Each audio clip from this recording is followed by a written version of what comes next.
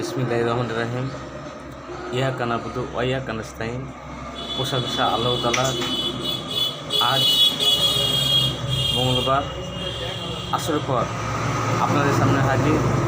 যারা লাইভে, ফেসবুকে, ইউটিউবে, টিকটকে আছেন, মুসলমান ভাই ও বোন সাথীরাকে আসসালামু আলাইকুম আর রহমাতুল্লাহ। অন্য অন্য ধর্মের ভাই বোন যারা আছে, আন্তরিক ধন্যবাদ। আজকে কিছু সুন্দর কথা বলার জন্য আসছে। আল্লাহ যদি তৌফিক দান করে আমি সবার সামনে প্রকাশ করব।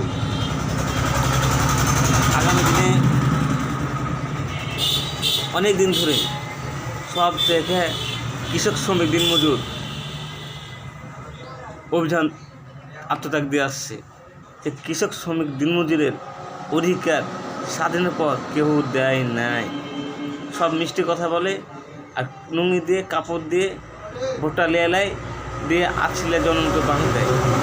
আমি বাংলাদেশের প্রত্যেকটা মানুষকে বলি, তোমরা নুঙ্গির কাছে বিক্রি হয় না, কাপড় নিয়ে বিক্রি হয় না। তোমাদের জন্য বাঁশ দেওয়ার রেডি হয়ে আছে নেতাগুলা।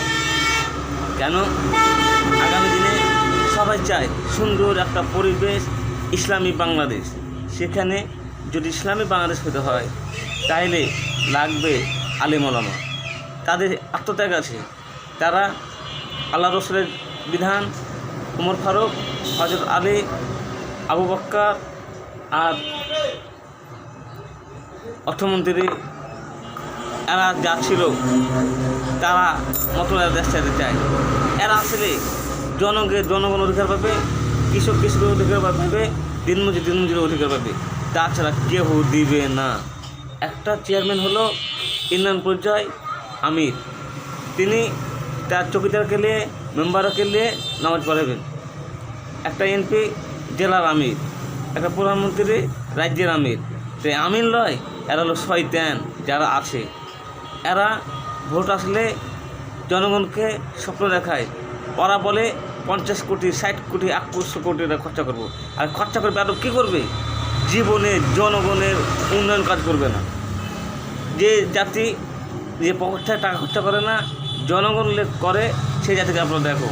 আলেম ওলামা, ইসলামী বাংলাদেশ, জামাত ইসলামী আল্লাহর রহমতে এরা নিজের অবৈধ পয়সা নয়, জনগণের 10 টাকা, 20 টাকা, 50 টাকা ইয়ান্ত্র নিয়ে এরা দল চালায়। আর সবার কাছে টাকা নিয়ে এগুলো আরও সাধারণ মানুষের পাশে দাঁড়ায়। যেমন ফিলিস্তিনের পাশে কোটি কোটি টাকা দেয়। আফগানরা যেমন বিপদে পড়ে ওদেরকে কোটি কোটি টাকা দিয়েছে। কাদের? জনগণ টাকা দিয়ে। এই যদি আমরা আগামী দিনে জামাত ইসলাম বাংলাদেশকে যদি আমরা আমাদের জমা দিয়ে ওরা কাছে পার্লামেন্ট যাওয়ার ব্যবস্থা করে দিই, এরা প্রথমেই দুর্নীতি মুক্ত করবে, জেনা মুক্ত করবে, ধর্ষণ মুক্ত করবে, রাজনীতি মুক্ত করবে, যতগুলো খারাপ বেহায়া কাজ আছে তারা মুক্ত করবে। দিয়ে কোরআন দিয়ে দেশ চালার ব্যবস্থা করে দেবে। পার্লামেন্টে আইন পাস করবে, নামাজ পড়া বাধ্যমূলক, জাকাত দেওয়া বাধ্যমূলক, জাকাত ধনীর কাছে নেবে, গরিবকে নেবে। সব জায়গায় শ্রমিক কিছু দিনমজুর এরা ফাঁসা গেছে, দিনের পর দিন কিস্তি নিয়ে এরা ফাঁসা গেছে। তাদেরকে খুব নির্যাতন হচ্ছে। যদি আমরা আগামী দিনে সুন্দর পরিবেশ চাই তাহলে আমাদের সঙ্গে ভোট দিয়ে, দায়িত্ব দিয়ে যদি জাকাতের ব্যবস্থা করবে, আপনি আমি পরস্পর সবাই জাকাত পাবো। জাকাত পেলে আর এই কৃষি আলাদা থাকবে না, মানুষ সুখে শান্তি বাস করবে। আল্লাহ রাসূল বলেছে, যার 1 মেয়ে তার 1 জান্নাত, যার 2 মেয়ে 2 জান্নাত। কিন্তু এই মেয়েরাকে ইসলামী পদ্ধতি হয়ে শিক্ষিত করতে হবে, তাইলে হবে। কিন্তু আমরা অন্যান্য ধর্মের ভাই বোনকে বলি, তোমাদের মেয়েরা যখন মন্দিরে যায় তখন হাতে টানাটানি করে। আগামী দিনে জামাত ইসলাম বাংলাদেশ ক্ষমতা আসলে যে তোমরা ওদেরকে দায়িত্ব দাও, আমাদের জমার দায়িত্ব দাও, তাইলে তোমাদের মেয়েরাকে আর টেনশন থাকবে না যে আমার মেয়ের হাত ধরে টানাটানি করছে। ওরা মন্দির যাবে, সুন্দরভাবে বাড়ি চলে আসবে। মুসলমান ভাই বোনেরা ওরা স্কুল যাবে, কলেজ যাবে, সুন্দরভাবে বাড়ি আসবে। উমর ফারুক দেশ চলবে। জামাত ইসলামী রাস্তায় টহল দেবে না, আইন প্রয়োগ করবে। তোমরা পৃথিবীতে যতগুলা প্রবাসী আছে, তোমরা বাংলাদেশ যতগুলো নাগরিক আছে, আমরা জামাত ইসলামে ভোট দিয়ে ওরাকে দায়িত্ব দিয়ে দেবো। ওরা কোরআন দেশ চালা পরে এটা শান্তি ফিরে আসবে। আর 5 টাকা দিয়েছে, আমাদের ট্যাক্সের টাকা দেওয়ার নেতামো করে, আমাদের খেয়াল রাখে না। আগামী দিনে এরা কৃষকের খোঁজ রাখবে, দিনমজুরের খোঁজ রাখবে।